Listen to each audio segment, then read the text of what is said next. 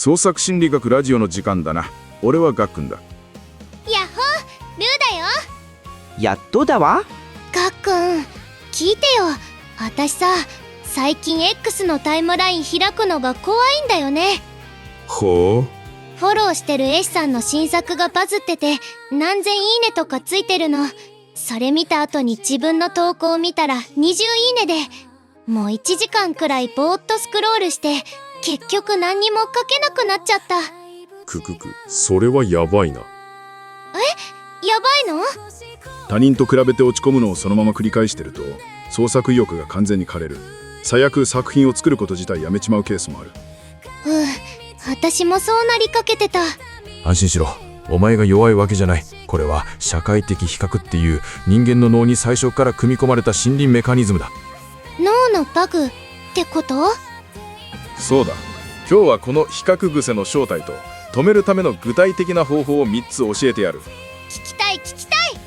これ聞いてる人にも心当たりあるはずだ。 SNS で誰かの作品見て自分はダメだって落ち込んだこと一度くらいあるだろ。一度どころじゃないよね、きっと。まず根本の話だ。1954年にアメリカの心理学者レオン・フェスティンガーって男が社会的比較過程理論ってのを発表した。社会的比較？なんか難しそう。簡単に言うとな、人間は自分がどのくらいの実力かを知りたくて無意識に他人と比べちまう生き物だってことだ。例えばテストの点数を教室でこっそり隣の席のやつに聞くだろう。あれと同じ本能だ。わかる。点数聞いて安心したりへこんだりするやつ。そう。つまり比べてしまうのは意志が弱いからじゃない。人間として正常な機能だ。正常な機能なんだ。でこの比較には2つの方向がある。1つ目は情報比較。自分より上だと感じる相手と比べること。これは劣等感や嫉妬を引き起こしやすい。私がやってるやつだ。2つ目は下方比較。自分より下だと感じる相手と比べること。こっちは安心感を得やすい。どっちにしろ比べてるんだね。そうだ。で、問題は SNS の構造上、情報比較がほぼ強制的に起きるってことだ。なぜ SNS で情報加工が起きやすいか。理由は単純だ。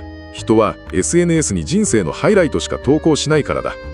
確かに完成した作品とかバズった投稿とか。そう。受賞報告、神作画のイラスト、新作完成しましたの報告、失敗作やスランプの日々はほとんど見えない。裏側は見せないもんね。つまりお前は自分の裏側、苦労も失敗も含めた全体と他人の表側、最高の瞬間だけを比べてるわけだ。これは最初から不公平な比較なんだよ。そう言われると確かに私相手の苦労とか全然見えてなかった。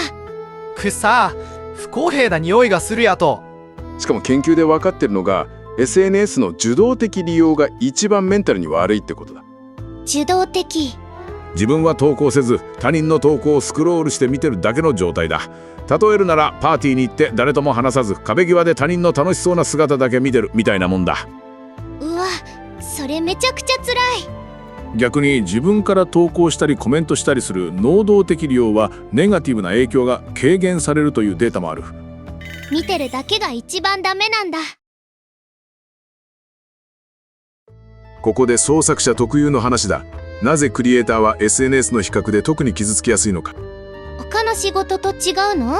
違う。会社員が同僚と営業成績を比較するのとクリエイターが作品で比較されるのでは心理的ダメージの深さが段違いだ。なんで？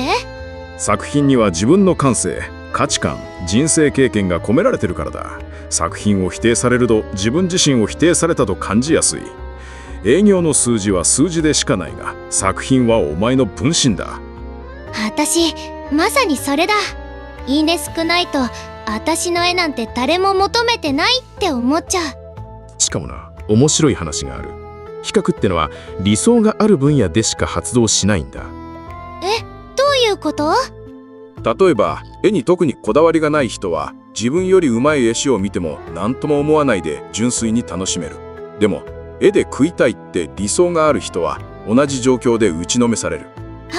わかる。私も料理は趣味だからプロの料理見てもすごいって終わるけど、イラストになると話が別。理想と現実のギャップ、それがそのままダメージになるわけだ。こうありたい分野ですでにそれを達成しているように見える人を見ると、自分は誰にも求められてないって無力感に変わる。がっくん、なんか私の心の中読んでない？さて、ここからが本題だ。比較癖に効く処方箋を紹介する。セルフコンパッションだ。セルフコンパッション？何それ、英語？簡単に言うと、自分自身に対して親友に接するように優しくする態度のことだ。テキサス大学のクリスティン・ネフ博士が提唱した概念でな。自分に優しくってなんか甘えっぽくない？そう思うだろ？だから2023年のレビュー論文によると、セルフコンパッションに関する研究は4000本以上の論文が発表されてる。甘えどころかガチの科学だ。4000で確認されている効果がこれだ。1つ目、うつ傾向の軽減。2つ目、不安の減少。3つ目、先延ばしの改善。4つ目、完璧主義の緩和。そして5つ目、創造性の向上だ。本？創造性まで上がるの？セルフコンパッションが高い人は失敗を恐れにくくなる。だから新しいことに挑戦しやすくなるんだ。つまり自分に優しくすることは甘えじゃなくて、創作を前に進めるための実用的なスキルだ。実用的なスキル、なんかかっこいい。やとも自分に優しくするわ。おやつ3倍にするやと。くくく、それはただの食いしん坊だが、食欲旺盛で結構だな。ネフ博士はセルフコンパッションに3つの柱があるとしている。ここは大事だからしっかり聞けよ。1つ目、自分への優しさ、英語でセルフカインドネスだ。自分への優しさってどういうこと？失敗した時になんてダメなやつだって自分を攻撃するんじゃなくて、失敗は辛いよな、でも誰だって失敗するぞって自分に対して友達に話すように語りかけることだ。友達には言えるのに自分にはめちゃくちゃ厳しいかも。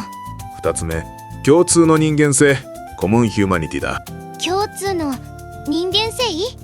こんなに苦しいのは自分だけだって孤立感を感じるんじゃなくて、この苦しみは人間なら誰でも経験するって理解することだ。でも SNS で成功してる人は苦しんでないように見えるよ。見えないだけだ。画面の向こうのバズってるクリエイターもスランプに苦しんだり、お前と同じように誰かと比べて落ち込んだりしてる。投稿しないだけだ。あ、そっか。3つ目、マインドフルネスだ。ネガティブな感情を無理に抑え込むのでもどっぷり浸かるのでもなく、今自分は落ち込んでるなって気づいてそのまま受け止める態度だ。落ち込んでることに気づくだけ？そうだ、比較して落ち込んでる自分を責めるんじゃなくて、比較しちまうのは人間として自然なこと。今自分は辛い気持ちなんだなって一歩引いて観察。これだけで感情に振り回される度合いが減る。感情から距離を取るみたいな。その通りだ。ここからは実践だ。まず1つ目のテクニック、優しいキャラクター法。キャラクター？お前の好きなキャラクターを一人思い浮かべろ。どんなネガティブなことを言っても否定せずにっこり笑って話を聞いてくれるような優しいキャラクターだ。私の推しの。そいつに SNS で落ち込んだ愚痴をこぼしたとする。なんて返してくるか想像してみろ。そっか、辛かったんだねとか、でもルーちゃんの絵私は好きだよとか言ってくれそう。架空のキャラクターであってもセルフコンパッションの効果が得られることが研究で確認されてる。架空でもいいの？いい。創作者なら自分のオリジナルキャラクターの中で一番優しいキャラに語りかけてもらうのもありだ。やっとに話しかけてくれていいやと。やといっぱい聞くわん。で、臭いものくれるやと。臭いもの要求しないで。でもう一つ、ネフ博士考案のコンフォートカードってテクニックもある。コンフォート、慰めのカード？やり方は3ステップだ。ステップ1、ネガティブな感情を暗い色のメモに書き出す。またあの人にいいね数で負けたとか、自分には才能がないとかな。うわ、書くだけで辛い。ステップ2、それに対する自分をいたわる言葉を明るい色のメモに書く。いいね数は運とタイミングの要素も大きい。2年前の自分の作品と比べたら確実に成長してるとかな。あ、明るい色っていうのがいいね。視覚的に気分変わりそう。ステップ3、明るい色のメモをスマホで撮影していつでも見られるようにしておく。3週間続けた被験者は自尊心が高まり、ストレス耐性もアップしたというデータがある。3週間で効果出るんだ。私もやってみよう。2つ目のテクニック。比較癖を完全になくすのは無理だから、SNS との付き合い方自体を変えるんだ。具体的にどうするの？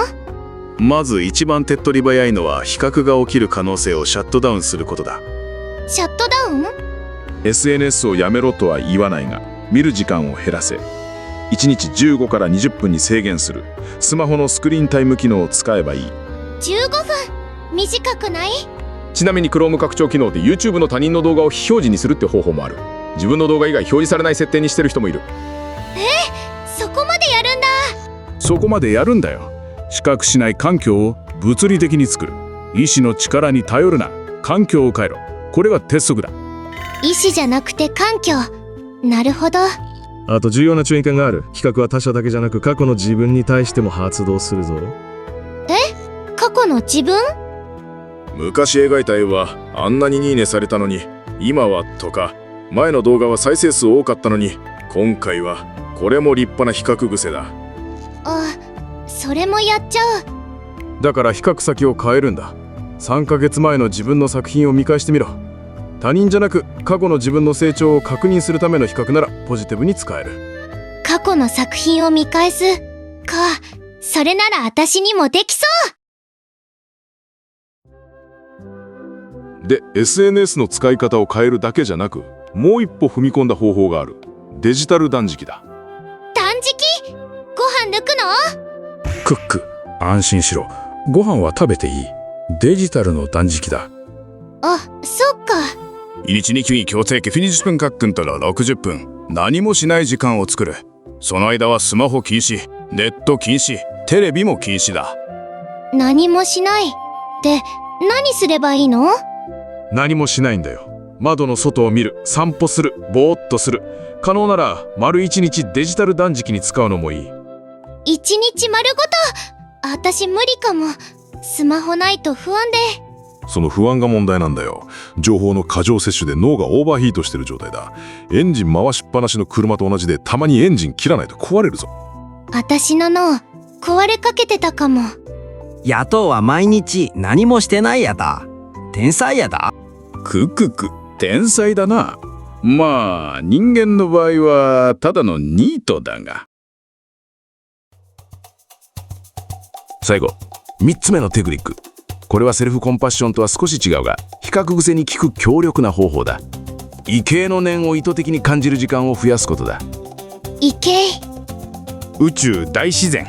圧倒的にでかいものを見て自分ちっぽけだなって感じるあの感覚だ。例えば海を見る。樹齢数百年の大木を見上げる。星空を眺める。ああ、旅行で海見た時とか、確かになんか悩みが小さく感じたかも。メメントモリの精神だな。自分の悩みはちっぽけで、悩もうが悩むまいが地球は変わらず動き続ける。そういう客観的な視点が手に入る。なんかスケールがでかすぎて笑えてくる。そのくらいでちょうどいいんだ。比較癖ってのは視野が狭くなってる時に起きやすい。他の人と自分っていう狭い世界に閉じこもってる。宇宙とか大自然前にすると、その狭い枠組みが吹き飛ぶんだよ。視野を広げるってそういうことなんだ。昼間にふと窓の外を見て、鳥の鳴き声に耳を澄ませてみろ。風に揺れる木の音を楽しんでみろ。平和な世で生きてること、家族がいること、健康なこと、あらゆることが尊いと思い出せるはずだ。かっくん、今日めちゃくちゃ深いね。やとも星空見るの好きやと。星の匂い嗅ぎたいわ。くっくっく。じゃあ頑張って鼻を鍛えないとな。最後にどうしても伝えておきたいこともあるよ。何？誰でも確実に不幸になる方法の代表格。それが比較癖だ。確実に不幸。で、今の世の中はこの比較を煽る装置に溢れてる。お前に足りないことを意識させ、今持っているものはくだらないと思わせようとしてくる。広告とか SNS のおすすめとか？そうだ。もっと買え、もっと見ろ、もっと探せ。そうやって比較させて消費させる。それがビジネスモデルだ。うわ、仕組まれてたんだ。だからこそ疑え。今持っているものは本当に無価値か、それは他人が作った基準じゃないのかってな。私、いいね数っていう他人が作った基準で自分を測ってたかも。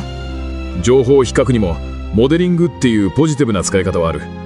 あの人のこの技法、自分の作品にも取り入れてみようって学びの視点で見ることだ。嫉妬じゃなくて学び。比較した後に、だから自分はダメだで終わるか、だから自分も〇〇してみようで終わるか。後者に切り替える癖をつけるだけで SNS は落ち込みの元からインスピレーション源に変わる。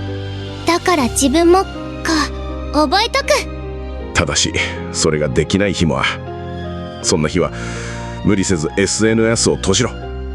それもセルフコンパッションだ。閉じていいんだ。まとめるぞ。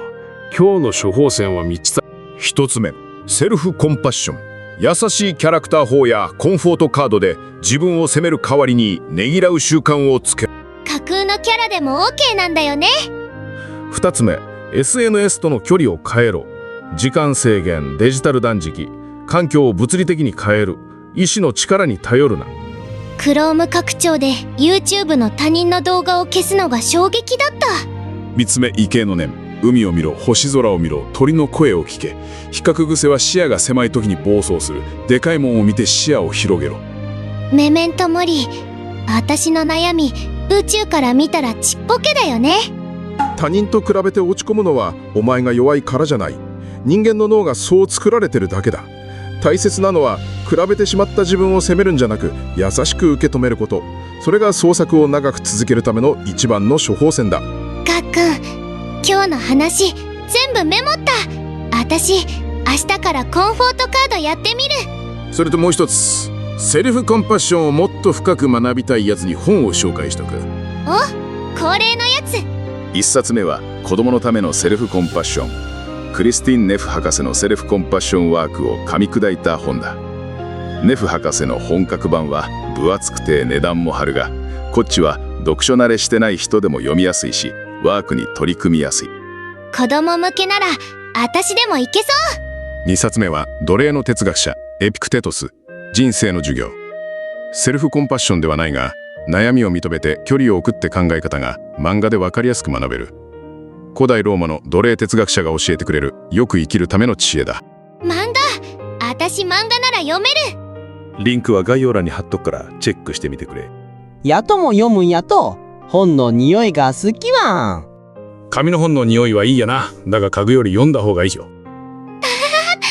今日もありがとう、かっくん。じゃあ今日はこの辺にしとくか。チャンネル登録と高評価よろしくな。バイバイ。バイバイワン。